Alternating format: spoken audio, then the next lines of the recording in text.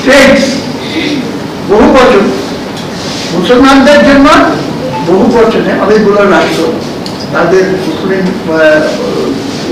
যেখানে মেজরিটি যেখানে তারা আলাদা স্টেটস আলাদা আলাদা আলাদা স্টেট গঠন করতে হবে। তখন এই বাঙালি মুসলমানদের দেখলে তো খুব ভালো সুযোগ। এর ভেতরে জিন্না সাহেব আরেকটা যন্ত্রী করে বসে, জিন্না সাহেবের যন্ত্রীর সঙ্গে এখন যে যন্ত্রী করতেছে ঐক্যমতের কমিশন, আমি পরে বলবেন আমি খুব বেশি বুঝি জিন্না সাহেব বললেন আরেকটা ঝামেলা ওইখানে স্টেটস বহু বছরের কেটে দিয়ে স্টেট শেষে এসটা কেটে দিল, একটা রাষ্ট্র স্ট্রং সেন্টার শক্তিশালী কেন্দ্র হবে পরিবেশ করার জন্য। এবার এটা করে পাকিস্তান নামে একটা কৃত্রিম রাষ্ট্র তৈরি করলো, হাজার মাইল দূরত্বে, থাকতে পারে না, কালচারালি ডিফারেন্ট এবং সমস্ত জাতিগত পরিচয় না, সব এক জাতি, মুসলমান এক জাতি, এক ভাষায় কথা বলতে হবে, উর্দু ভাষায়, বাংলা ভাষার উপরে হামলা চালাবে, বাংলা ভাষার ভিতরে হামলা চালাইছে এমনি না। এর পেছনে ওই যে প্রথমে বললাম অর্থনীতি, রাজনীতি হলো অর্থনীতির এর পেছনে অর্থনীতি দেখি, অর্থনীতি হলো উর্দু যদি রাষ্ট্রীয় ভাষা হয় তাহলে যারা মায়ের দিকে উর্দুতে কথা বলে তারা চাকরি বাকরিতে সুবিধা পাবে, পরীক্ষায় ভালো নম্বর পাবে। আর আমরা বাঙালিরা যারা মা বলি, যারা চাঁদকে চাঁদ বলি, জ্যোৎস্নাকে জ্যোৎস্না বলি, ফুলকে ফুল বলি, আমরা উর্দু কখন শিখবো, কখন পাঠ করবো, আমরা পিছিয়ে করবো। সুতরাং তাদের আধিপত্য বজায় রাখার জন্য এবং অর্থনৈতিক শোষণের মাধ্যমে আমাদের এখান থেকে সম্পদ পাচার করার জন্য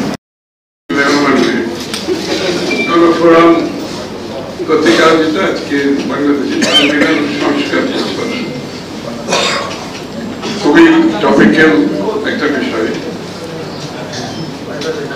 যেখানে রাজনৈতিক অঙ্গনে সংবিধান নিয়ে বোধ হয় আমার জন্য প্রতিনিয়ত আপনার সংবিধান নিয়ে আলোচনা, সংস্কার, সংবিধান। এখন প্রশ্ন হচ্ছে, বক্তারা সবাই বলেছে, সেলিম ভাই তো আরো বিস্তারিত বলছে যে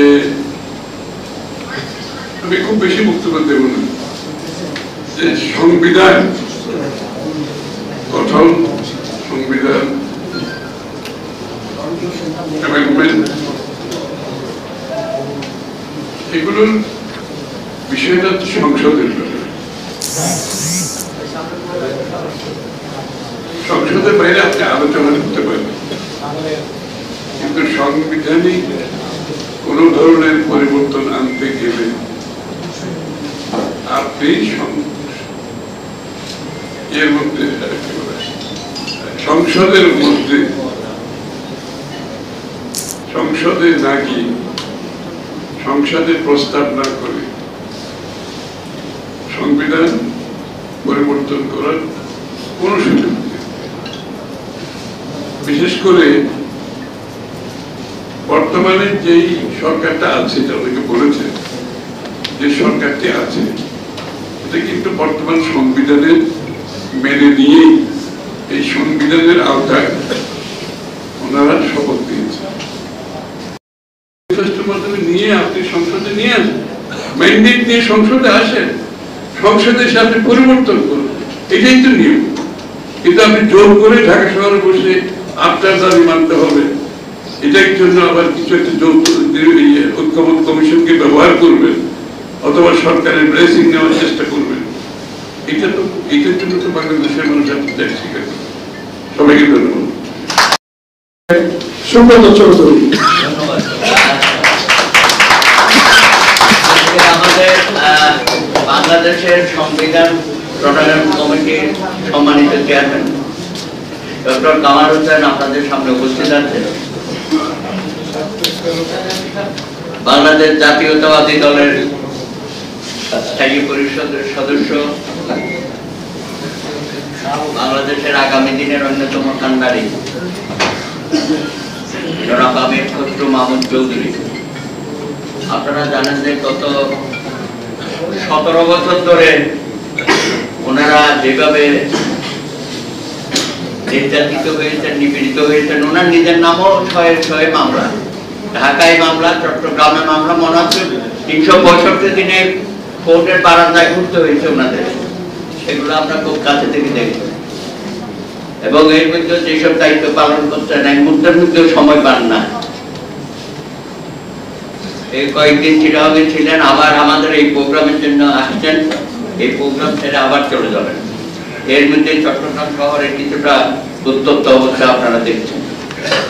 আর আমাদের অত্যন্ত শ্রদ্ধাভাজন ব্যক্তিত্ব, ঢাকা বিশ্ববিদ্যালয় কেন্দ্রীয় ছাত্র সংসদের বাংলাদেশের প্রথম সহসভাপতি, রাষ্ট্রীয় নির্বাচিত সহসভাপতি মোজাহিদুল ইসলাম সেলিম, অন্যান্য অতিথিবৃন্দ ছিলেন এবং বিশেষ করে আপনারা যারা আসছেন আজকে সংবিধান বিষয়ে আলোচনায় অংশগ্রহণ করার জন্য। এবং ডক্টর কামাল হোসেন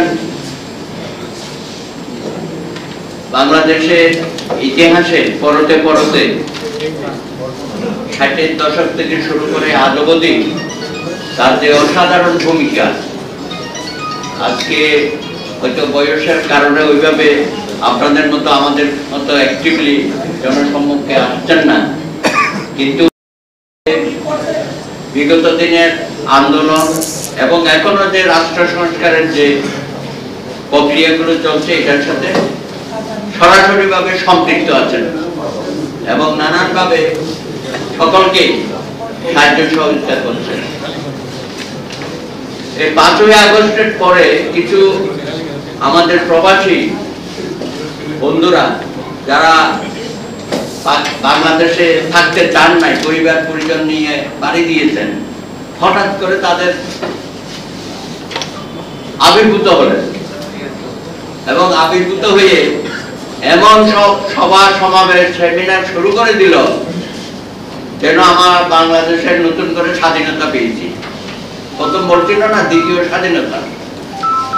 এবং এই তাদের মধ্যে কয়েকজন আইসাই বলল যে 72-এর সংবিধান রাখা যাবে না, এটা ছুড়ে ফেলে দিতে হবে, নতুন করে সংবিধান লিখতে হবে। তাই না, অনেক কিছু তো করলেন, কমিশনের পর কমিশন গঠন করা হলো, শেষ পর্যন্ত মনে হলে যেন একটা অশ্বটিম্ব, এত পরিশ্রম এত কিছু করলেন। হ্যাঁ, সংবিধানে 48টা সংস্কার প্রস্তাব দিলেন, আরো অন্যান্য বিষয়ে পুলিশ সংস্কার, প্রশাসন সংস্কার, দুদক সংস্কার ইত্যাদি।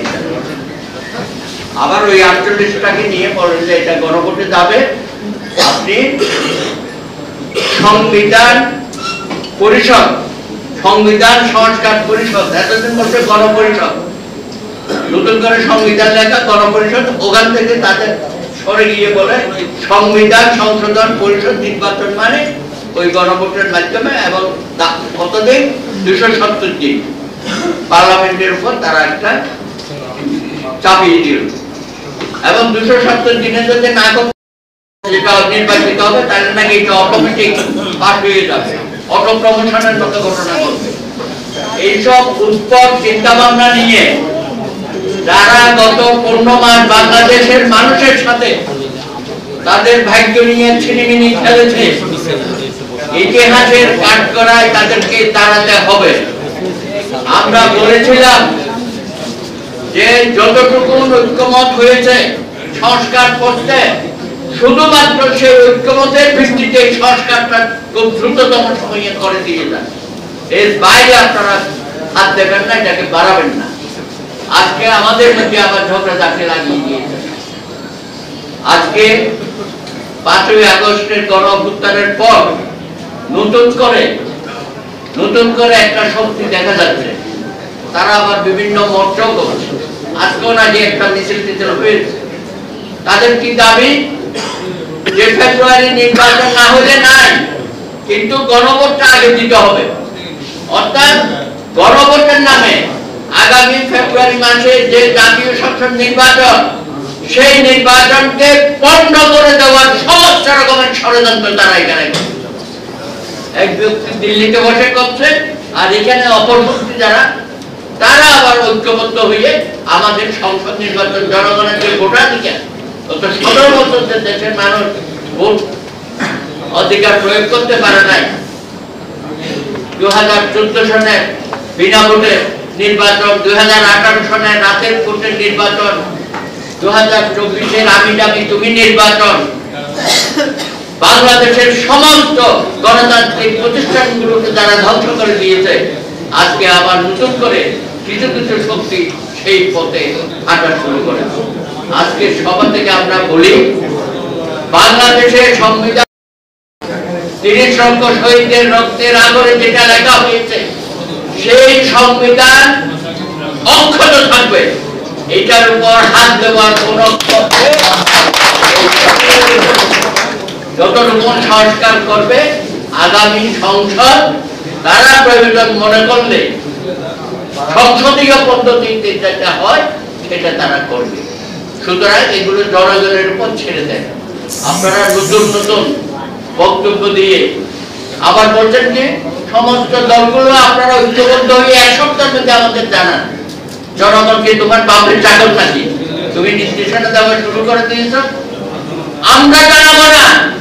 প্রফেসর ইউনূস, তুমি যেভাবে রাষ্ট্র ব্যবস্থাকে ধ্বংস করে দিচ্ছ, যেভাবে লোক ভাড়া করে নিয়ে এসে আমাদেরকে ঐক্যের পরিবর্তে বিভেদ সৃষ্টি করেছ, তার জন্য তোমাকে কাজ করে জানাতে হবে। আজকে সংবিধানের আলোচনায় আমাদের মূল কথা হচ্ছে আগামী ফেব্রুয়ারি মাসে জনগণের ভোটে তারা সিদ্ধান্ত নেবে কারা রাষ্ট্র পরিচালনা করবে। আপনি রেফারি হিসাবে সুষ্ঠু গ্রহণযোগ্য যেটা আপনি বলেন, তাড়াতাড়ি নির্বাচনের ব্যবস্থা করেন। অনেকের মধ্যে আপনি আবার বাতাস দিতে যেন না।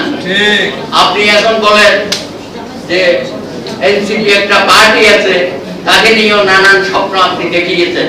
এই ছেলেগুলোকে আপনি নষ্ট করেছেন। এত বড় জুলাইয়ের অভ্যুত্থানে যাদের ভূমিকা ছিল, শুধু ছাত্ররা, আমাদের তরুণ সমাজ, শ্রমজীবী প্রায় 284 জন শ্রমিক এই অভ্যুত্থান আত্মাহুতি দিয়েছে। অনেকে চোখ হারিয়েছে, হাত পা হারিয়েছে, মাথার খুলি উড়ে গেছে। তাদের প্রতি যদি আপনি সম্মান প্রদর্শন করতে চান, তাহলে তাদেরকে তো আমরা বিরোচিত ভাবে সম্মানের জায়গায় রাখবো, কিন্তু আপনি তাদেরকে রাজনীতির মাঠে নামিয়ে এবং তাদেরকে আবার তৃতীয় শক্তি বানিয়েছেন। বিএনপি, জামাত, আবার এনসিপি। বাংলাদেশে যেন আর কোন রাজনৈতিক দল নাই। মামার বাড়ির আবদার, মামার বাড়ির আবদার। এই ছেলেগুলোকে আপনি বিপদগামী করেছেন। তাদের পরিবার পরিজনকে আপনি অসম্মানের জায়গায় নিয়ে গেছেন। আজকে সমস্ত জায়গায় তাদের নিয়ে কথাবার্তা হয়, নানান জায়গায় তারা অপকর্ম করছে। একই সাথে একটি শক্তি যারা নির্বাচনে সরকার গঠন করার কোনো সম্ভাবনা নাই, তারা সরকারের বিভিন্ন জায়গায় বসে বসে সরকারের অংশীদারিত্ব তারা উপভোগ করছে। তারা বিভিন্ন জায়গায় পদ পদবি নিচ্ছে, নিয়োগ বাণিজ্য করছে, ট্রান্সফার করছে, ব্যবসা বাণিজ্য করছে। সুতরাং দ্রুততম সময়ে নির্বাচন হলে এই অপশক্তি বাংলাদেশের মাটিতে, আমি মনে করি তাদের দিন ফুরিয়ে যাবে। এত লাফালাফি তাদের পক্ষে আর করা সম্ভব হবে না। সুতরাং এই সংকট থেকে বাঁচার একমাত্র পথ হলো ফেব্রুয়ারিতে একটা সুষ্ঠু নির্বাচন, জনগণের ভোটে নির্বাচিত প্রতিনিধিরা আগামী দিনে 18 কোটি মানুষের